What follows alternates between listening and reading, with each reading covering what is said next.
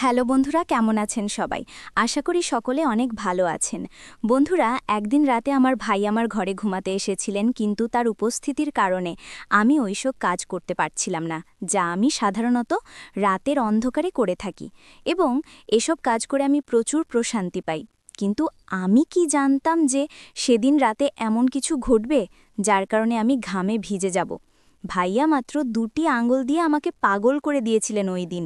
আর সেদিনের সেই সব কথাগুলোই আমি আপনাদের বলতে যাচ্ছি। আমার নাম কবিতা, আমার বয়স 28 বছর এবং আমি এখনও অবিবাহিত।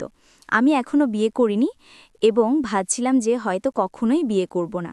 একবার প্রেমে ধোঁকা খেয়েছিলাম এবং সেই দিনই আমি প্রেম করা ছেড়ে দিয়েছিলাম, কারণ আমি ঠিক করে নিয়েছিলাম যে আর কখনোই কোনো ছেলের ফাঁদে পড়ব না।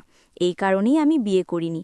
আমি একটি কলেজে অধ্যাপক, একজন বাংলাদেশি সুন্দরী মেয়ে, শিক্ষিত এবং স্মার্টও বটে। আমার শরীর ও মনে আধুনিকতার ছোঁয়া লেগেছে। কিন্তু গত রাতে আমার ভাইয়ের সাথে যা ঘটেছে তারপর থেকে অনেক কিছু বদলে গেছে এবং আমার চিন্তাভাবনাও বদলে গেছে। এখন আমার মনে হচ্ছে যে যদি কোনো ভালো ছেলে পাওয়া যায় তাহলে বিয়ে করে ফেলা উচিত। তো বন্ধুরা, এখন গত রাতের কথা বলি। আমার ভাই, যার বয়স 40 বছর, তিনি সেনাবাহিনীতে কাজ করেন, আর আমার ভাবির মৃত্যু হয়েছে সম্প্রতি একটি বাস দুর্ঘটনায়। সেদিন রাতের বেলা আমরা খাবার খেয়ে কিছুক্ষণ টিভি দেখছিলাম। তারপর আমি আর ভাই ছাদে হাঁটতে গেলাম। ভাই গ্রাউন্ড ফ্লোরে ঘুমানো আর আমি ফার্স্ট ফ্লোরে। আমার পাশের ঘরে আমার ছোট ভাই ঘুমায়। রাত প্রায় 1টার দিকে আমরা দুজন নিচে নেমে এলাম। তখন ভাই আমার ঘরে এসে বললেন, কবিতা, এখনো ঘুম আসছে না? চলো গল্প করি। আমরা দুজন বিছানায় শুয়ে গল্প করতে লাগলাম। মাঝে মাঝে ভাই তার মোবাইলে গেম খেলছিলেন আর আমি আমার মোবাইলে লোকেদের স্ট্যাটাস দেখছিলাম। এমন সময় জোরে বৃষ্টি শুরু হয়ে গেল আর হালকা ঠান্ডা বাতাসও বইতে লাগলো, যা আমরা দুজনেই খুব পছন্দ করি। দেরাদুনের হাওয়া তো এমনিতেই খুব ভালো। কিছুক্ষণ পর ভাই ঘুমাতে শুরু করলেন। আমি বললাম, ভাইয়া, আপনি আপনার ঘরে যান, আপনার ঘুম পাচ্ছে। ভাই নাখোশ হয়ে বললেন, কবিতা, আমাকে বিরক্ত করো না প্লিজ। এ কথা বলে তিনি চোখ বন্ধ করে 2 মিনিটের মধ্যে গভীর ঘুমে চলে গেলেন। আমি উঠে বাথরুমে গিয়ে আমার জামা কাপড় বদলে নিলাম, কারণ আটসাটো জামায় আমার ঘুম আসে না। তারপর আমি ফিরে এসে বিছানায় শুয়ে মোবাইলে গল্প পড়তে লাগলাম। এই দিনগুলোতে আমি অনেক ভালো গল্প পড়ে আমার মনের শখ পূরণ করি, কিন্তু আমার ভাই তখন আমার সাথে ঘুমিয়ে পড়ার কারণে আমি আর সেই সব কাজ করতে পারছিলাম না, যা আমি সাধারণত রাতের অন্ধকারে একা ঘুমানোর সময় করে থাকি। কিন্তু আজ ভাইয়ের কারণে আমি বেশি কিছু করতে পারছিলাম না, তাই মোবাইল রেখে ঘুমানোর চেষ্টা করলাম। কিন্তু গল্পের চিন্তা আমার মাথায় ঘুরপাক খাচ্ছিল আর ঘুম আমার থেকে দূরে সরে যাচ্ছিল। রাত গভীর হতে লাগলে আমার মনে এক অদ্ভুত অস্থিরতা বাসা বাঁধতে লাগলো। ঘুম তো ছিলই না, আর মাথায় সেই গল্পই চলছিল যা আমি ঘুমানোর আগে পড়েছিলাম। সেই গল্পটি আমার ভেতরে এক অদ্ভুত আলোড়ন তুলে দিয়েছিল, আর আমি নিজেকে নিয়ন্ত্রণে করতে পারছিলাম না। ভাই পাশেই ঘুমাচ্ছিলেন, আর তার নাক ডাকার শব্দ আমাকে আরও বেশি বিভ্রান্তে করে তুলছিল। যদি তিনি সেখানে না থাকতেন, তাহলে হয়তো আমি নিজেকে সেই গল্পের অংশ বানিয়ে নিতাম আর সেই সব কাজ করতাম যা আমাকে রাতের অন্ধকারে একা করতে ভালো লাগে। কিন্তু আজকের রাতটা ছিল একটু আলাদা। আমি আমার নিজের চিন্তায় ডুবে গিয়েছিলাম। এমন সময় হঠাৎ ভাই পাশ ফিরলেন আর সোজা হয়ে বসলেন। আমার চোখ অজান্তেই সেই দিকে চলে গেল, আর আমি যা দেখলাম তাতে আমার পায়ের নিচের মাটি সরে গেল। ভাই খুব পাতলা ধুতি পরেছিলেন, আর তার কারণে এমন কিছু দেখা যাচ্ছিল যা দেখে আমার লজ্জা করে গেল।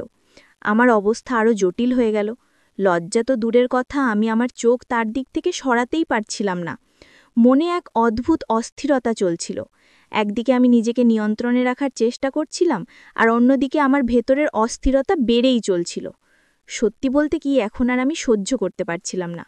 প্রতি মুহূর্তে মনে হচ্ছিল যে যদি আমি নিজেকে নিয়ন্ত্রণে না রাখি তাহলে কিছু একটা হতে পারে, আর এই অবস্থা থেকে বেরিয়ে আসা আমার পক্ষে অসম্ভব হয়ে যাবে। আমার হৃদস্পন্দন বেড়ে গেল, আর মনে ভয় ঢুকে গেল যে যদি কিছু ভুল হয়ে যায় তাহলে ভাই আমার সম্পর্কে কি ভাবতেন, ভাইয়ের চোখে আমি কেমন দেখাবো। এই প্রশ্নগুলো আমাকে আরও বেশি অস্থির করে তুলছিল।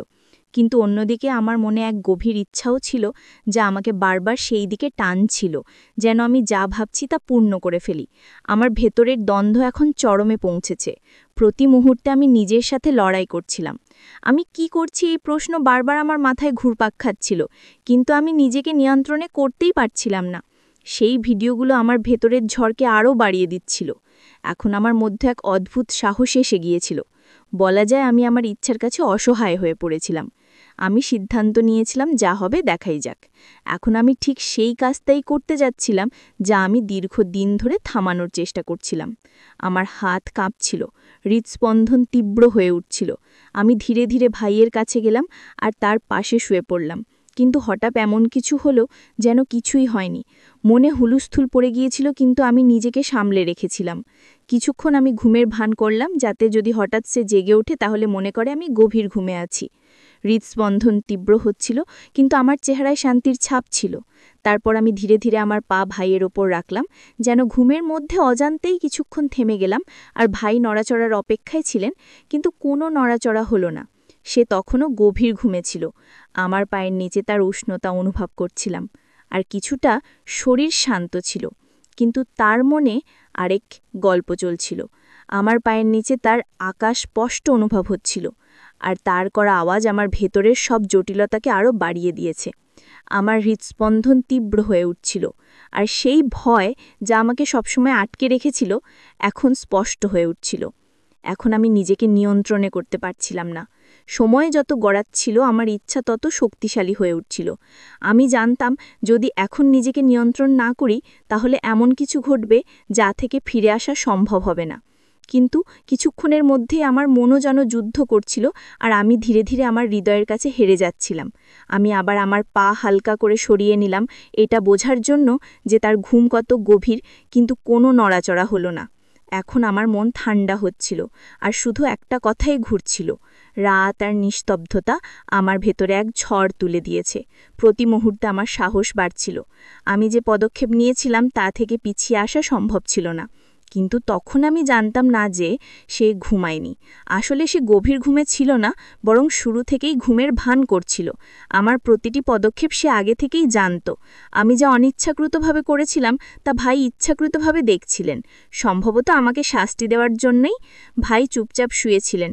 আমি একেবারেই জানতাম না যে তার চোখ বন্ধ থাকলেও তার মস্তিষ্ক পুরোপুরি জাগ্রত ছিল। আমার হৃদয়ে টানাপোড়েন চলছিল, কিন্তু ভাইয়ের কোনো প্রতিক্রিয়া না দেখে আমি আরও উত্তেজিত হয়ে উঠলাম। ঠিক সেই মুহূর্তে যখন আমি আরও কিছু করতে যাচ্ছিলাম, তিনি হঠাৎ চোখ খুললেন। আমার হৃদস্পন্দন যেন থেমে গেল। চোখ খোলা মাত্রই আমি তড়িঘড়ি চোখ বন্ধ করে ঘুমের ভান করলাম, কিন্তু আমার মুখে আতঙ্ক আর অস্থিরতা স্পষ্ট ফুটে উঠছে। আমি বুঝতে পারছিলাম নিজেকে এক ভয়ঙ্কর ফাঁদে ফেলেছি, কিন্তু যা হতে যাচ্ছিল তার জন্য আমি মোটেও প্রস্তুত ছিলাম না। তখনই ভাই আমাকে এই অবস্থায় দেখে ফেললেন। কিছু বলার আগেই তিনি কোনো লজ্জা বা দ্বিধা না ছাড়াই এগিয়ে এলেন। এরপর যা ঘটল তা আমার জন্য এক গভীর আঘাতের চেয়ে কম নয়। টানা 4 ঘন্টা ধরে তিনি আমার সাথে এমন কিছু করলেন যা আমি কখনো ভুলতে পারবো না। সেই মুহূর্তগুলো আমার পুরো বিশ্বটাকেই বদলে দিয়েছে। কিন্তু এই গল্পের শেষ এখানে নয়। ওই 4 ঘন্টায় যা ঘটেছিল তার সম্পূর্ণ সত্যতে আমি আপনাদের পরের পর্বে বলবো। যদি জানতে চান কি ঘটেছিল, তবে আমার চ্যানেল সাবস্ক্রাইব করতে ভুলবেন না, যাতে এই রোমাঞ্চকর এবং রহস্যময় গল্পের পরবর্তী অংশ আপনি উপভোগ করতে পারেন। আমি আপনার প্রিয় বন্ধু কবিতা। আগামীকাল আবার দেখা হবে। সে পর্যন্ত সবাইকে ধন্যবাদ।